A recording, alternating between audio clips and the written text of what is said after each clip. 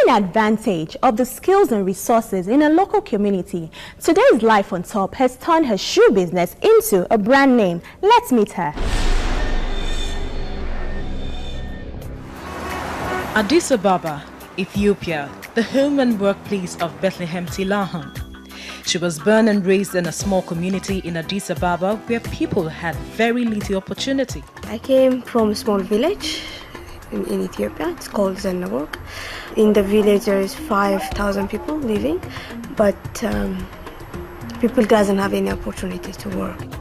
With capital sourced from her family, Bethlehem decided to put her community's artisan skills into good use. She was determined to change her circumstances. When I grow up, I see my father working hard and my mom also, but I don't forget one day when my mom sent a lunch for my father and I was taking the lunch to my dad. So I saw him like he was fixing all the electrics in one building, and I see him really sweating. So I got thinking like people are working really hard, but there is no real change, even if people are sweating every day. So that's, inside me. I cannot forget that. And then today we're sweating like him, but for a change.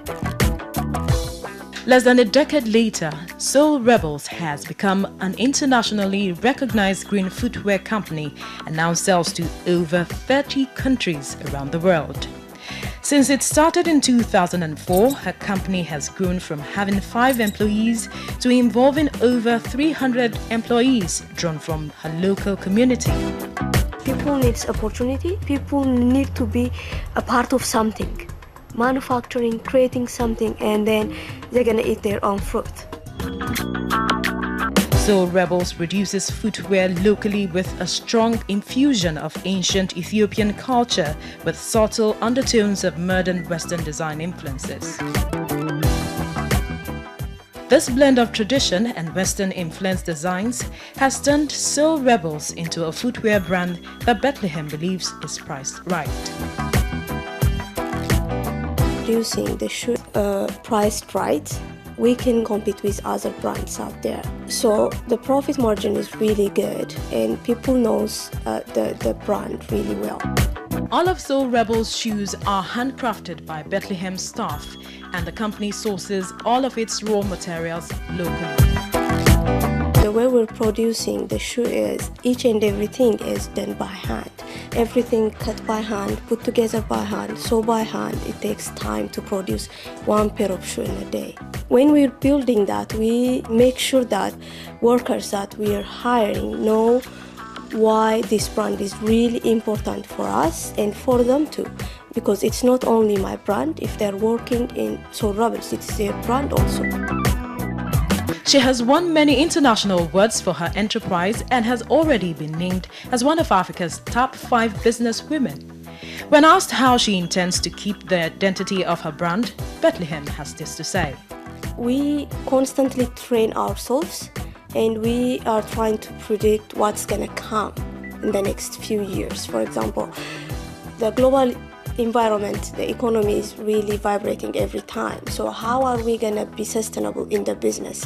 Where are we going to be? Where is our brand going to be like? She believes in her team.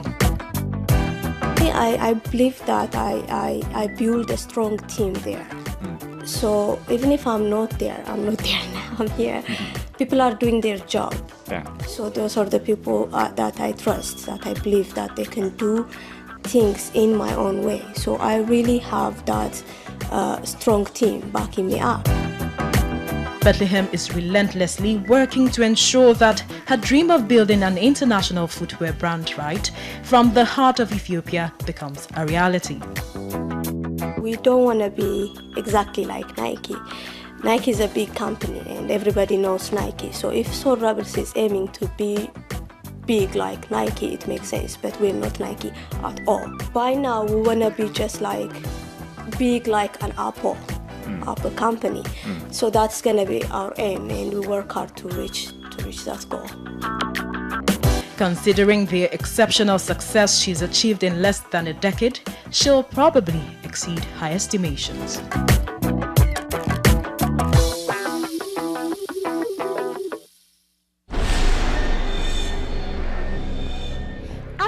fabrics have long been a part of our culture. However, contemporary society has opened its arms to it, as we can now observe an increase in its popularity. This we see amongst the young, the fashionable, and even foreigners. All this and more on Trend.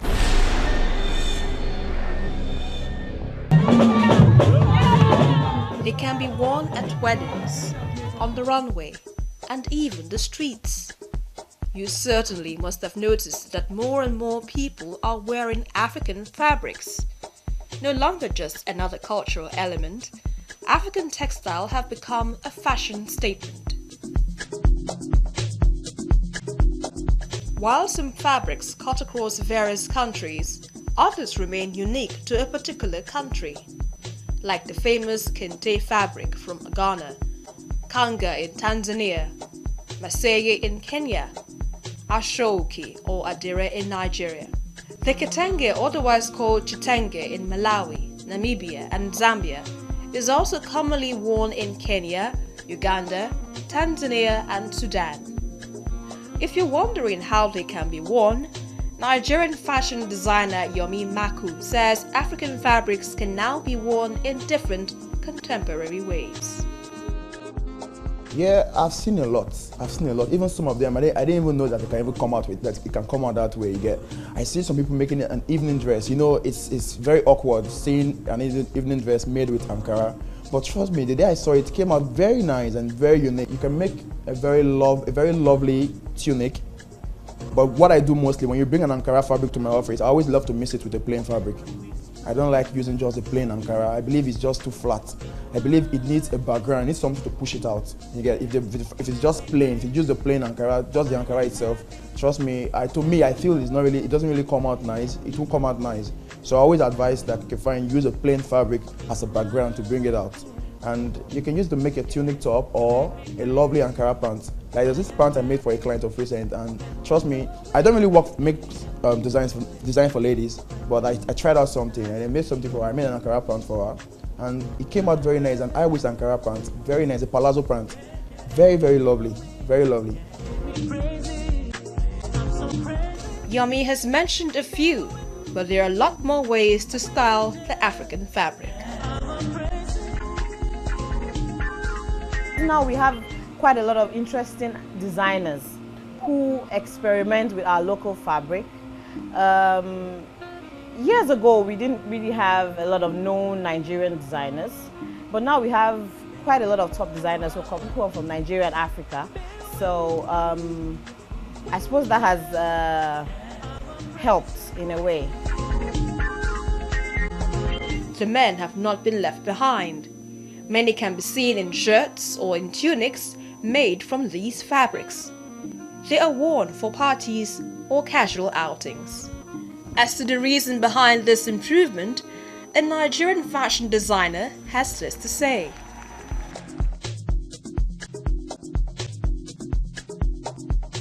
And then I'll also say, we Yorubas in Nigeria, we have what is called Asoebi. And Asoebi in any celebration, any party, be it wedding, a naming ceremony, is like a norm. And we can't use foreign fabrics for Asoebi. So I suppose that has also been a determinant. Everybody has a party now, they want to wear Asoebi to their parties. Everybody's choosing fabrics and stuff like that. So I think that as well has been a contributory factor. Indeed, there seems to be a fresh appreciation for textiles and patterns that are African both within and outside Africa. They are beginning to appreciate like the motifs of our fabrics, you know. Way back they don't really appreciate it. Everybody want to embrace the European fashion, you get. But now everybody wants to be seen wearing an African print, you know. Even if you're not wearing the African print, like something that even have the symbol of African. Like if you see what I'm wearing right now, like it's a leopard skin, and leopard skin I think is synonymous with Africa. You get the leopard, you get. So I believe that there's something unique about it. It makes you stand out, you know. Like there's no design you make with Ankara or any African print that you won't get to stand out. Trust me, it have that uniqueness. It defines Africa. Even people who are abroad now, they appreciate it. They pay a huge amount of money just to get it.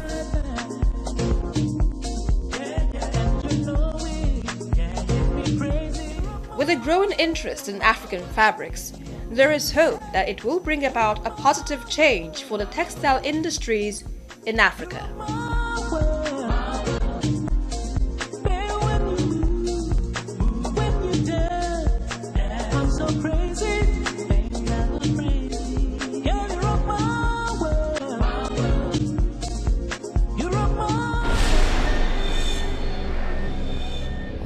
Interesting. So ladies, go get as many fabrics as you can and get to your designer.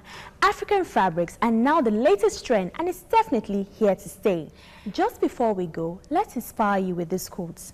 In the words of Ruth Gordon, courage is like a muscle. We strengthen it with use. And according to Dan Ackerman, I don't want to get to the end of my life and find that I leave just the length of it. I want to have lived the width of it as well. We would like to hear from you. Please like our Facebook page, A Woman's World TVC News. You can also follow us at TVC Woman's World. With that, we have come to the end of today's episode. Don't forget to tune in next time. I am Oinola Sali.